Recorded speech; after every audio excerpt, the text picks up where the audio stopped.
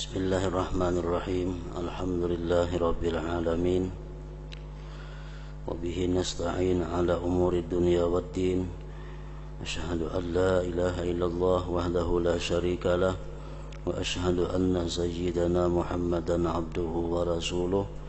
Allahumma salli wa sallim wa barik ala sayyidina wa habibina Muhammad wa ala alihi wa ashabihi ajma'in. Amma ba'du.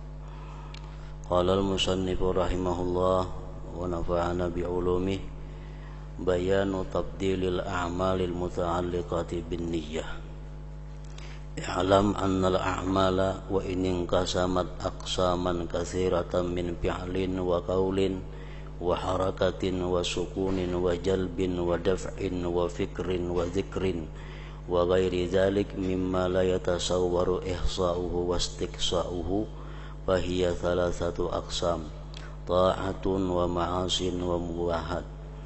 Al-qismul awwal al-ma'asi wa hiya la tataghayyaru an mawdi'iha bin niyyah fala yanbaghi an yafhamal jahilu dhalik min umumi qawlihi alaihi salam innamal a'malu bin niyyat fayazunnu anna al-ma'siyata tanqalibu ta'atan bin niyyat kalladhi yaghtabu insanan mura'atan liqalbi ghairi aw yut'imu faqiran min mali ghairi aw yabni madrasatan aw masjidan aw ribatan bimalin haram wa qasduhul khair fahadha kulluhu jahlun wan niyyatu la tu'athiru bi ikhrajihi an kaunihi zulman wa udwanan wa ma'siyah bal qasduhul khaira bisyar'i ala khilafi muqtada syar'i syarrun akhar fa in arafahu fa huwa mu'anidun lisyar'i wa in jahilahu fa huwa asin bi jahlihi iz talabul ilmi faridatun ala kulli muslim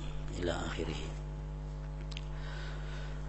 Makna daripada kalam al-Imamul Ghazali rahimahullah wa nafa'ana bi ulumih, penjelasan tentang rincian amal-amal yang berkaitan dengan niat. Ketahuilah bahwa amal-amal atau perbuatan-perbuatan terbagi menjadi bagian yang banyak.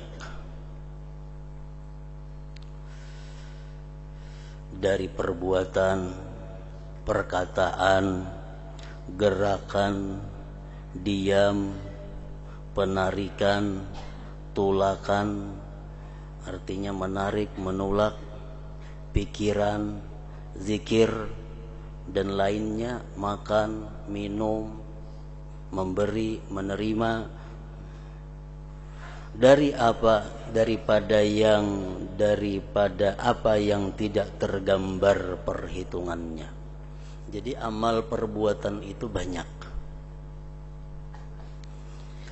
Maka itu ada 3 bagian. Jadi dari sekian banyaknya amal perbuatan yang kada terhitung banyaknya, dari sekian banyak amal perbuatan itu terbagi kepada 3, yaitu maksiat, taat, dan mubah. Apa yang kita lakukan setiap hari, apa yang kita perbuat setiap hari, kada terlepas di antara 3 itu. Kadangkala berbuat maksiat, kadangkala berbuat taat, kadangkala berbuat yang dibolehkan. Maksiat di dalamnya terkandung 2, haram dan makruh. Taat di dalamnya terkandung 2, wajib dan sunat, dan mubah. Jadi rinciannya adalah 5. Nah, dari sekian banyak amal perbuatan kita, kalau dirinciakan, kembalinya kepada 3 hukum tadi: maksiat, taat, dan mubah. Bagian pertama, perbuatan maksiat. Dan maksiat itu tidak dapat berubah dari tempatnya sebagai maksiat tidak dapat berubah dengan niat yang baik. Perbuatan maksiat, perbuatan yang diharamkan Allah itu tidak bisa berubah walaupun disertai dengan niat yang baik. Tetap keadaannya itu adalah dosa. Tetap keadaannya itu adalah maksiat.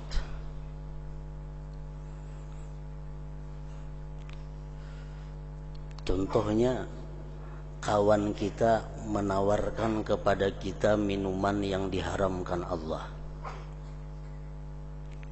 Kawan kita menawarkan kepada kita minuman yang diharamkan Allah.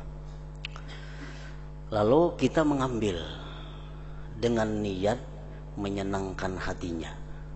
Karena amun kita tolak, kena kecewainya, mengecewakan orang Islam itu berdosa.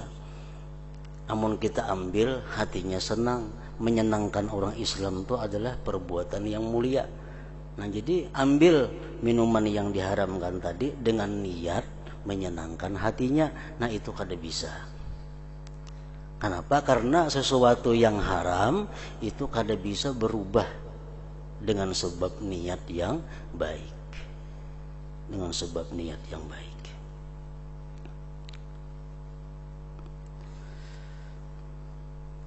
Dan maksiat itu tidak dapat berubah dari tempatnya sebagai suatu maksiat dengan niat yang baik.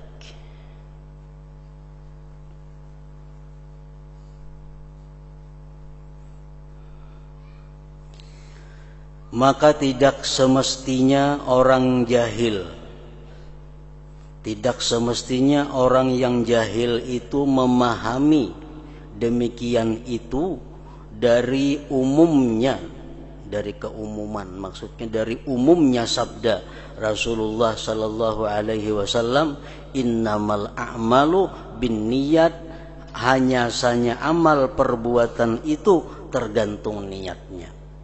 Ujarnya kan, ujar Nabi, amal perbuatan tergantung niat. Bila niat baik berarti baik, niat kada berarti kada. Nah, itu salah memaham. Salah memaham hadis Nabi itu.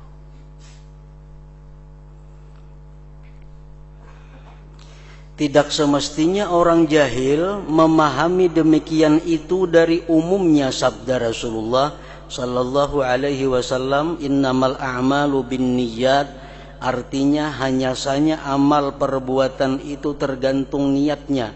Lalu ia menyangka bahwa perbuatan maksiat dapat berubah menjadi perbuatan taat dengan niat yang baik. Nah, itu sangkaan yang salah, sangkaan dari orang-orang yang jahil. Kada kawa macam itu.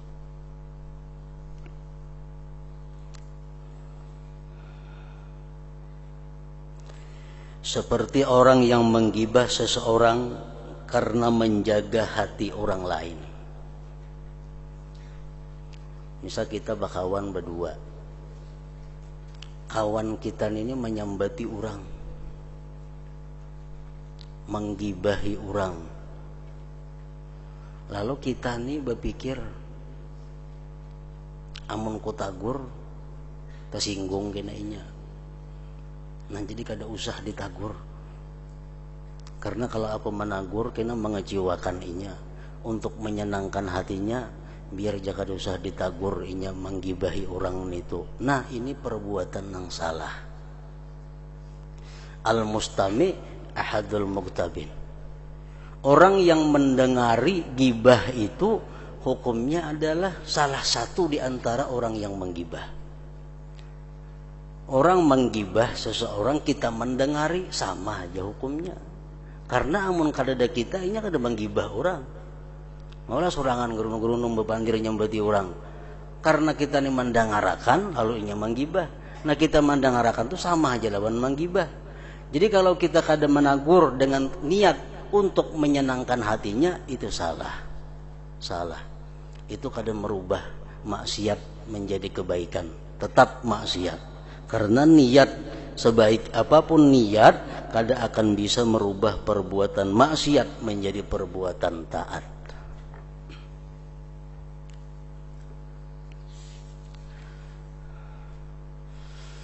atau memberi makan orang fakir dari harta orang lain.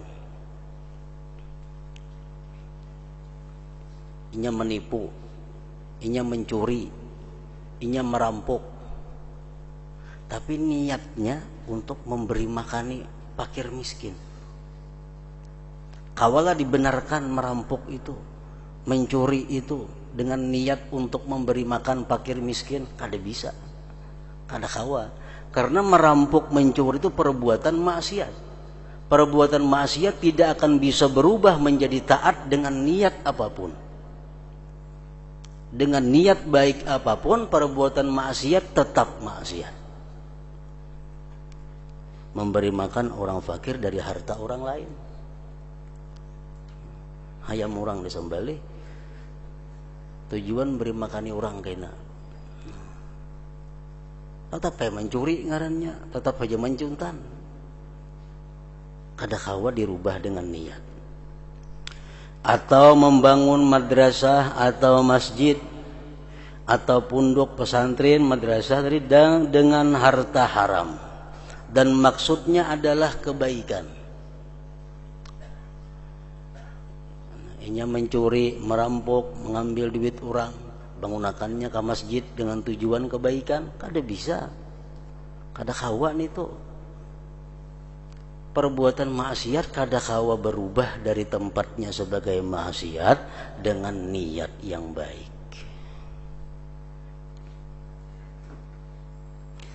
Maka ini semuanya adalah kejahilan. Kejahilan. Karena dia jahil, karena inya kada tahu, dikiranya macam itu baik. Berbuat nang haram, niatnya baik, ujarnya baik. Nah itu karena kejahilan inya. Maka ini semuanya adalah kejahilan. Dan niat itu tidak berpengaruh, tidak berguna. Niat itu tidak berguna pada mengeluarkan perbuatan tersebut dari keadaannya kezaliman, permusuhan, dan maksiat. Tetap inya maksiat. Bahkan maksudnya akan kebaikan terhadap kejahatan dengan menyalahi tuntutan agama adalah kejahatan yang lain, menambahi dosa. Menambahi dosa. Inya mencuri dengan niat memberi makani orang. Satu, dosa mencuri. Nang kedua, memberi makani orang lawan makanan nang kada halal. Nah bertambah dosanya. Jakanya inya mencuri, sagan memakan seorangan aja menanggungnya. Ini mencuri niat memberi makani orang. Niat itu kada berguna. Mencuri tetap dosa, memberi makani orang dengan harta nang haram menambahi dosa. Bahkan maksudnya akan kebaikan, niatnya akan kebaikan terhadap kejahatan dengan menyalahi tuntutan agama adalah kejahatan yang lain. Bertambah jahat artinya bertambah dosanya.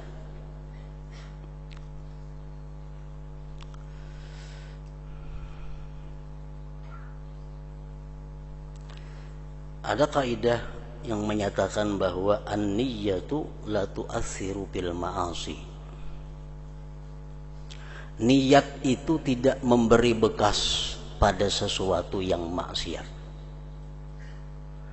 Kalau perbuatan taat diiringi dengan niat yang baik, bertambah banyak pahalanya. Perbuatan yang mubah yang dibolehkan tapi niatnya mulia, menjadikan mubah itu bernilai ibadah, berpahala. Tapi kalau perbuatan maksiat niatnya baik, tetap maksiat, bahkan bisa mendatangkan kemaksiatan yang lain lagi. Jadi niat yang baik jangan sekali-kali digunakan kepada maksiat, karena kada ada gunanya, menambah mudarat. An-niyat la tu'atsiru bil ma'asi. Niat itu tidak berbekas, tidak berpengaruh, tidak berguna pada sesuatu yang maksiat.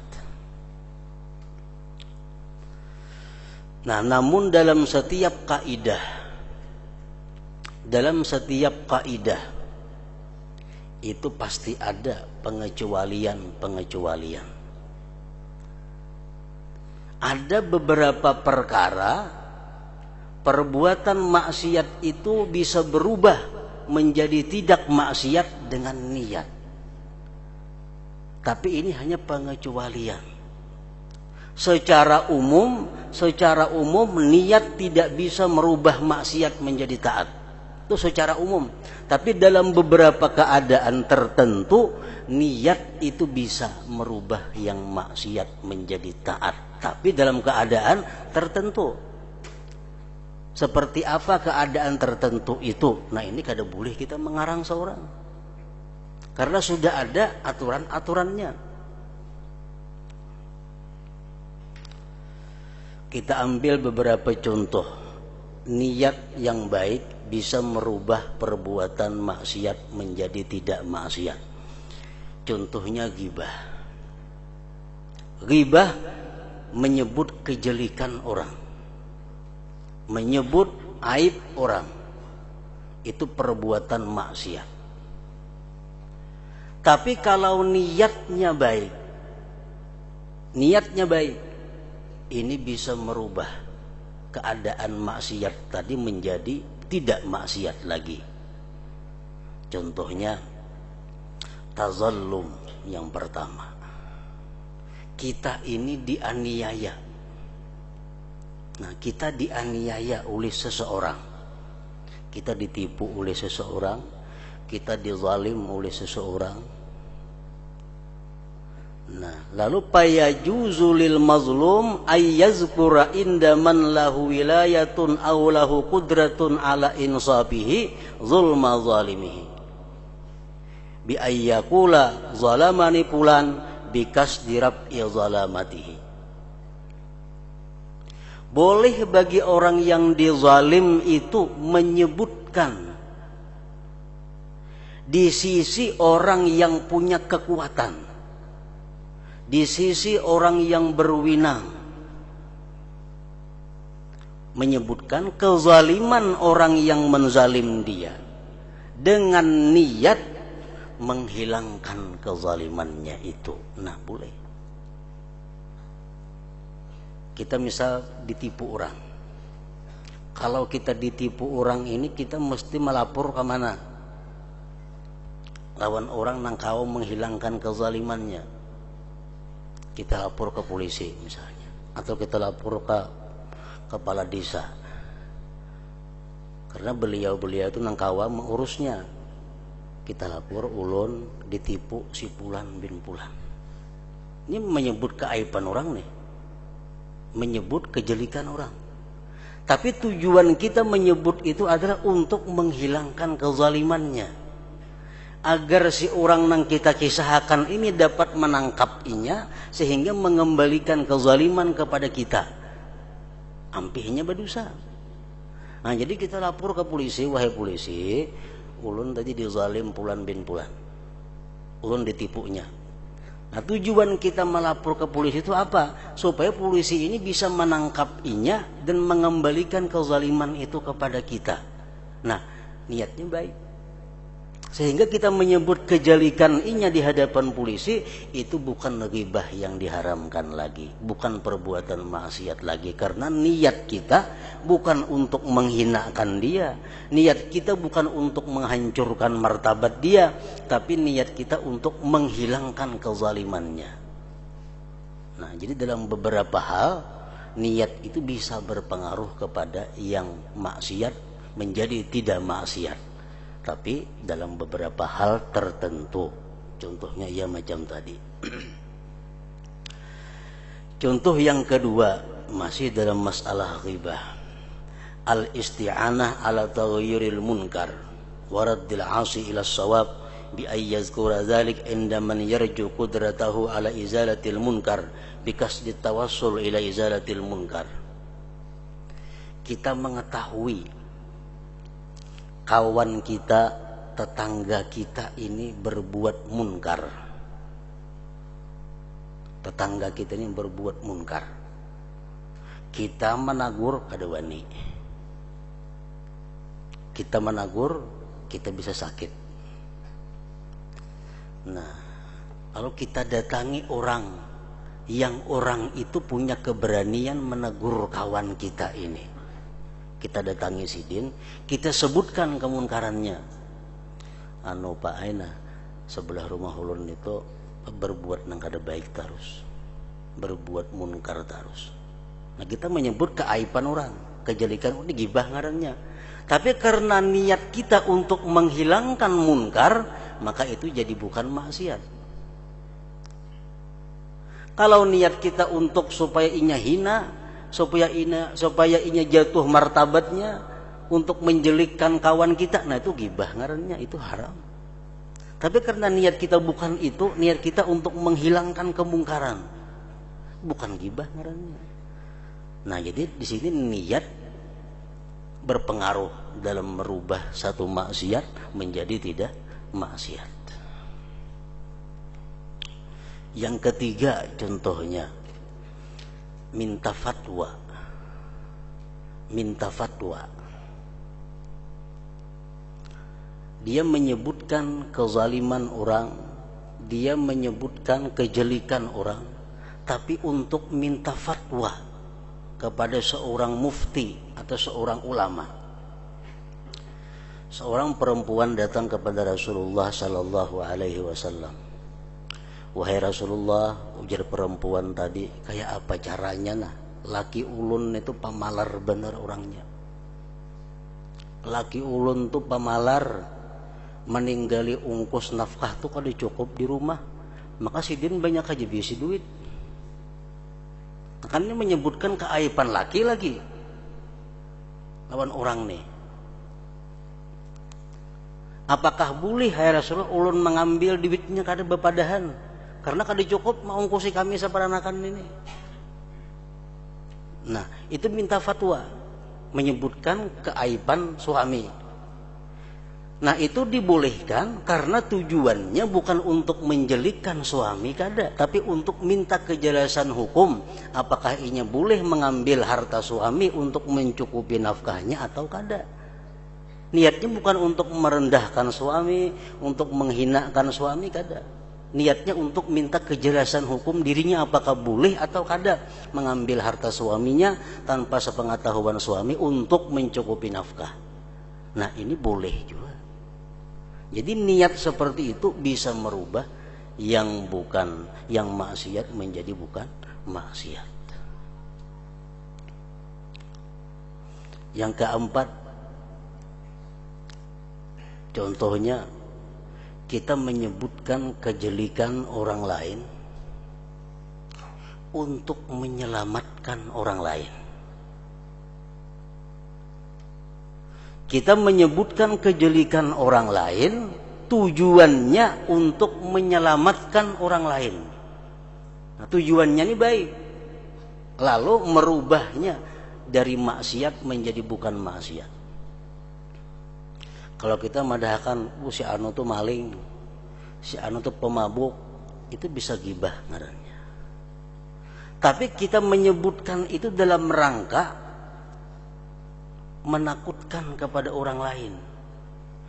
Orang minta pendapat kepada kita, ujar orang lawan kita, kayak apa mun aku badagang bakung si lawan si Pulan itu baiklah menurut pian. Sedangkan kita tahu si Pulan tuh orangnya penipu. Nah, kita di sini menyambat orang nih. Berhubung orang ini minta pendapat kepada kita, kita mesti melayani. Ikam pada usaha bakung si lawan inyan itu. Kenapa garang dia kada usah? Karena sepengetahuanku inyan itu orangnya suka menipu. Suka menipu. Nah, jadi kita menyambat suka menipu itu gibah. Tapi karena tujuan kita untuk menyelamatkan ini orang yang minta pendapat, kada gibah lagi ngarannya. Bukan maksiat lagi ngarannya. Nah, jadi memang secara umum niat tidak bisa merubah perbuatan maksiat menjadi bukan maksiat. Tapi dalam beberapa hal ada pengecualian. Ada beberapa hal niat itu berpengaruh di dalam merubah satu maksiat menjadi bukan maksiat. Nah, tapi kita jangan hendak mengarang-arang seorang itu ada aturannya sudah. Jangan hendak mengias-ngias. Kalau kaliwatan kiasnya. Nah, jadi urusan macam 4 perkara tadi itu dibolehkan. Arti dibolehkan artinya niat itu berpengaruh dalam merubah satu maksiat menjadi tidak maksiat lagi. Ambil contoh lagi berdusta. Berdusta itu maksiat. Berdusta maksiat. Tapi dengan sebab niat yang baik, ada beberapa hal yang berdusta itu menjadi tidak maksiat. Dalam beberapa hal, ada semuaan. Dalam beberapa keadaan tertentu, berdusta itu bisa jadi kada maksiat dengan sebab niat yang baik. Rasulullah mengatakan ada 3 hal yang mana berdusta itu tidak maksiat. Pertama, dalam urusan peperangan. Dalam urusan peperangan. Misalnya kita hendak menyerang musuh di suatu tempat.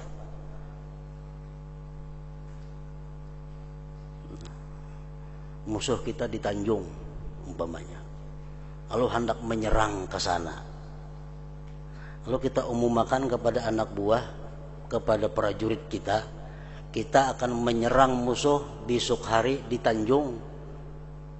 Jalan Paringin. Kita berangkat. Padahal kita sudah merencanakan jalan amuntai kaina. Tujuannya apa? Supaya musuh itu kita mendengar beritanya salah perkiraannya. Tujuan untuk mengelabui musuh. Nah, 1. Yang kedua, ujar Nabi, untuk islah zatil bain, untuk mendamaikan 2 orang yang bertengkar. Si A lawan si B bertengkar, kita juru damai. Kita jadi juru damai ini boleh kita menggunakan dusta dengan niat supaya 2 bertengkar ini bisa berdamai. Nah, itu niat berfungsi merubah sesuatu yang maksiat menjadi tidak maksiat. Yang ketiga, ujar Nabi, liyurdi zaujaha, untuk menyenangkan pasangannya. Untuk menyenangkan pasangannya. Di situ berdusta dengan niat untuk menyenangkan pasangannya menjadi dusta yang bukan maksiat.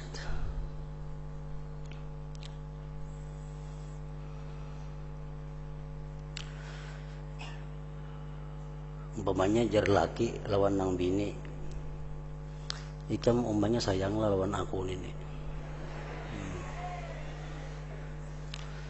Nah, lalu jar umanya, bah pian itu nomor 1 ulun sayangi sudah. Walaupun dalam hati nomor 1000 umpamanya, tapi dimuntung ayo nomor 1 kada apa-apa. Untuk menyenangkan pasangannya. Nah, niat seperti itu merubah status dusta dari maksiat menjadi bukan maksiat.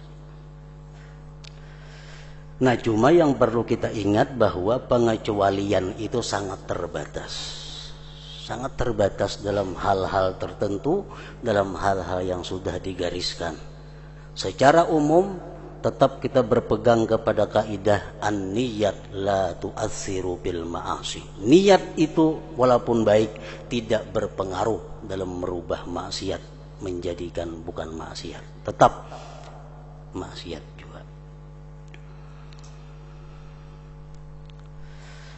Nah, kalau ia telah mengetahui demikian, maka itu orang yang menentang kepada agama, dan kalau ia tidak mengetahuinya, maka ia adalah orang yang berbuat maksiat dengan kejahilannya. Inya tuh sudah tahu bahwa niat nang baik itu kada akan bisa merubah maksiat, tetap digawinya, berarti menentang agama. Sudah tahu niat itu kada bisa merubah maksiat menjadi taat. Sudah tahu tetap digawinya, itu menentang agama.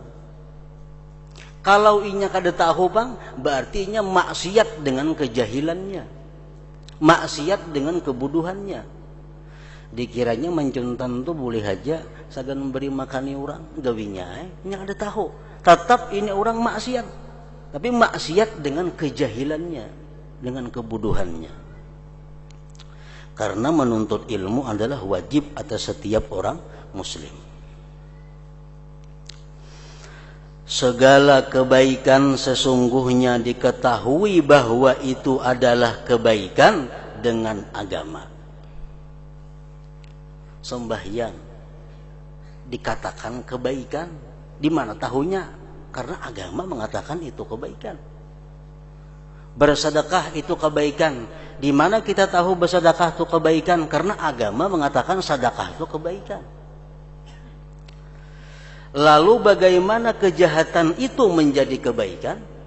Artinya kada mungkin nang jahat itu menjadi kebaikan hanya dengan niat yang baik. Alangkah jauh demikian itu. Tetapi yang menganjurkan bagi demikian atas hati adalah tersembunyinya nafsu syahwat dan batinnya hawa nafsu. Itu yang seringkali merasuk ke dalam hati kita. Dikuasai hawa nafsu, dikuasai oleh nafsu dan syahwat. Sehingga itulah yang membuat kita ini mau melaksanakan sesuatu yang haram dengan niat yang baik itu. Padahal itu ada manfaatnya. Karena apabila hati itu cenderung kepada mencari kedudukan dan menarik hati manusia supaya cinta kepada dia, supaya hormat kepada dia, dan setinggal bagian-bagian nafsu, maka dengannya syaitan menjadikan perantara untuk menipu orang jahil. Karena itulah Sahal rahimahullah berkata, tidaklah Allah Ta'ala didurhakai dengan perbuatan maksiat yang lebih besar daripada jahil kebodohan. Maksiat yang paling besar itu adalah meninggalkan menuntut ilmu. Itu maksiat paling besar. Meninggalkan menuntut ilmu. Meninggalkan mempelajari hukum-hukum Allah, itu maksiat yang paling besar. Karena dengan sebab meninggalkan belajar hukum-hukum Allah akan timbul macam-macam maksiat yang lainnya karena kebodohannya. Ditanyakan orang kepada Imam Sahal tadi, apakah kamu mengetahui sesuatu yang lebih berat dari jahil? Ujar orang, wahai Imam Sahal, adakah lagi yang paling berbahaya daripada kejahilan itu? Kejahilan berbahaya. Adakah yang lebih berbahaya daripada kejahilan? Beliau menjawab, ya, ada. Yaitu jahil dengan kejahilan. Kada tahu pada inya tu jahil, berat lagi. Kada tahu pada inya tu, kada tahu tu paling berat. Dikira asa tahu aja, padahal luput. Nah itu yang paling berat.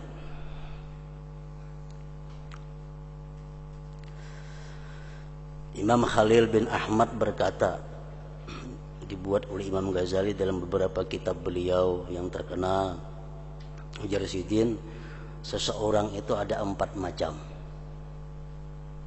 Rajulun yadri wa yadri annahu yadri fadzalika alimun fattabi'uh. Ada orang yang punya ilmu dan dia mengetahui, dia sadar bahwa dia punya ilmu. Ini alim orangnya, dan inya tahu pada dirinya alim. Nah, kalau kita berhadapan dengan orang seperti itu, bakawan dengan orang seperti itu, fattabi'uh, ikuti dia, umpati. Orangnya alim dan inya tahu pada dirinya alim, tahu pada dirinya punya ilmu, umpati, kada salah. Yang kedua, warajulun yadri wala yadri annahu yadri. Fadzalika naimun fa'aikizuh. Yang kedua, ada orang yang punya ilmu. Orang ini punya ilmu, tapi inya kada sadar bahwa dia punya ilmu. Orang seperti ini bangunkan, sadarkan inya. Sekolah agama di mana-mana tamat, di pondok ini tamat, di madrasah ini tamat, alim orangnya. Kemudian inya berusaha jadi pengusaha besar. Nah, ini orang punya ilmu, cuma inya kada sadar bahwa inya itu punya ilmu, karena terlanjur berusaha. Nah, bangunkan inya agar inya kembali kepada ilmu, karena inya kada sadar bahwa dia itu alim. Yang ketiga, warajulun la yadri wa yadri annahu la yadri fadzalika mustarsyidun fa'allimuh. Yang ketiga, orang yang tidak punya ilmu. Inya kada punya ilmu dan dia pun sadar, tahu bahwa dia tidak punya ilmu. Inya tahu inya ini bungo, kada punya ilmu. Nah, itu orang perlu diberi pelajaran. Fa'allimuh, lajari ilmu. Lajari ilmu. Karena inya kada berilmu dan inya sadar pada inya kada punya ilmu. Yang keempat, warajulun la yadri wa la yadri annahu la yadri fadzalika jahil fahdharuh wa mukutuh. Yang keempat ini orang yang tidak punya ilmu dan dia tidak sadar bahwa dia tidak punya ilmu. Inya kada sadar pada inya tuh kada beilmu. Orang kada beilmu dan inya kada sadar bahwa inya kada beilmu. Nah, ini orang jauhi, nyani kawani. Fahdharuh, takuti dia. Kenapa? Ini orang bungul pada pintar. Orang nang kada beilmu tapi kada tahu pada inya tuh kada beilmu. Bila bakawan macam itu, fahdharuh, takutlah kamu kepada dia.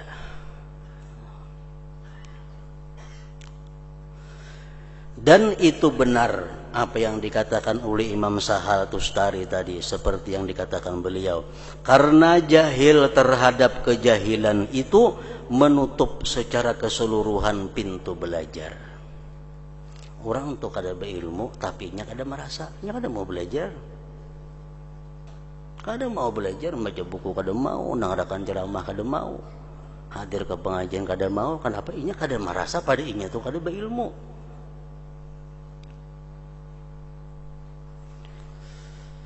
Barang siapa menyangka secara keseluruhan dengan dirinya bahwasanya ia alim, maka bagaimana ia belajar? Kada mungkin. Ia menyangkanya tahu semuaan sudah, padahal pengetahuannya salah. Lalunya kada mau lagi belajar. Nah, jadi jahil itu merupakan maksiat yang paling besar. Meninggalkan belajar hukum-hukum Allah, meninggalkan mengetahui tentang hukum-hukum Allah, itu maksiat yang paling besar. Begitu pula seutama-utama sesuatu yang ditaati Allah dengannya adalah ilmu. Taat yang paling agung, taat yang paling tinggi adalah ilmu.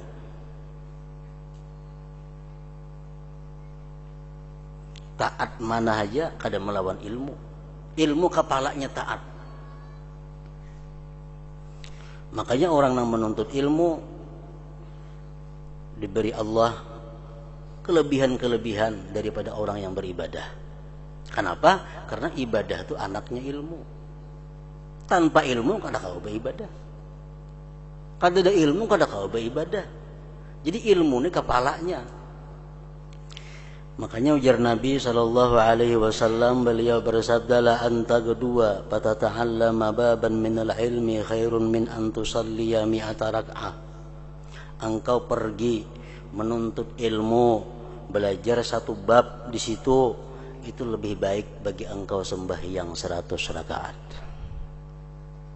Kita belajar ilmu sebab lawan orang sembahyang 100 rakaat, mana ganalnya pahalanya? Ganal belajar ilmu. Karena ibadahnya itu anaknya ilmu. Hadis yang lain Rasulullah mengatakan hudhuru majlisi alim afdal min salati alfi rak'atin wa iyadati alfi marid wa syuhudi alfi janazah. Menghadiri majlis ilmu agama, menghadiri majlis belajar pengetahuan agama itu lebih afdal daripada sembahyang 1000 rakaat. Ditambah lagi mailangi 1000 urang garing. Ditambah lagi umpat ma'atar kakubur 1000 jenazah. Ma'atar jenazah, mailangi orang garing, sembahyang, kita tahu semuaan itu baik karena ilmu. Karena ilmu. Makanya ada ilmu, kada tahu pada itu baik. Nah jadi menuntut ilmunya itu jelas lebih afdal daripada ibadah tadi. Nah begitu pula seutama-utama sesuatu yang ditaati Allah dengannya adalah ilmu. Dan kepala ilmu adalah ilmu tentang ilmu. Ilmu tentang ilmu. Artinya ilmu tentang ilmu itu adalah mengetahui dahulu ilmu mana yang patut, yang mesti kita pelajari. Ilmu banyak, macam-macam ilmu. Sekaligus dipelajari, kada mungkin kawa kepala kita menampungnya. Nah, kalau diadakan urutan-urutan, nang mana dahulu dipelajari, nang mana nang nomor 2, nang mana nomor 3, nang mengetahui itu kepalanya ilmu. Dan kepala ilmu adalah ilmu tentang ilmu. Sebagaimana kepala kebuduhan jahil adalah kebuduhan terhadap kebuduhan. Sesungguhnya barang siapa tidak mengetahui ilmu yang bermanfaat daripada ilmu yang membawa mudarat, maka ia menyibukkan diri dengan apa yang manusia jatuh padanya dari ilmu-ilmu yang dihiasi yang menjadi perantara mereka kepada dunia. Ada ilmu-ilmu yang menjadikan dia perantara kepada dunia. Ada ilmu-ilmu yang membawa dia kepada keridaan Allah. Nah, ilmu mana dahulu yang dipelajari? Dan demikian itu adalah unsur kebuduhan dan sumber kerusakan alam. Kalau kita meninggalkan ilmu yang mesti dahulu dipelajari, kita andak bedudi, bedahulu ilmu yang kada penting, nah itu sumber kerusakan alam ini. Yang dimaksud adalah bahwa barang siapa bermaksud kebaikan dengan perbuatan maksiat karena kebuduhan, maka ia tidak dimaafkan Allah. Orang tuh berbuat dosa, niatnya baik, kada berbekas, dan itu jadi maksiat, Allah kada akan memaafkan karena kebuduhan inya, karena kejahilan inya. Kalau pan kena balasan ulun kada tahu pada itu kada boleh, kada ada maaf seperti itu, tetap dia dihukum. Jam kenapa mencuntan niat memberi makan orang, dikira ulun itu boleh aja, jadi ulun gawi. Nah, kada kawa balasan seperti itu. Kada ada maaf bagi orang yang jahil. Tidak ada maaf bagi orang yang jahil, kecuali apabila ia adalah orang yang baru masuk Islam. Namun ia hanya masuk Islam, memperbuat nang macam itu, dimaafkan Allah. Dan tidak mendapatkan sesudah itu waktu untuk belajar. Ini hanya masuk Islam. Mencuntan, hendak memberi makani orang, ini kada tahu dikiranya boleh aja. Itu dimaafkan Allah. Kenapa? Karena ini belum ada waktu untuk mempelajari agama, hanya masuk Islam. Kalau orang nang mulai ninik moyang Islam, kada ada lagi alasannya. Allah Subhanahu wa taala berfirman, "Fas'alu ahla dzikri in kuntum la ta'lamun." Artinya, maka tanyakanlah, takunakan kepada orang-orang yang berilmu jika kamu tidak mengetahui. Amun kada tahu, betakun hukumnya. Betakun hukumnya apa ngalihnya? Nah, kada ada alasan, kada tahu hukumnya kalau kita hidup di tengah kota. Kalau kita sudah lawas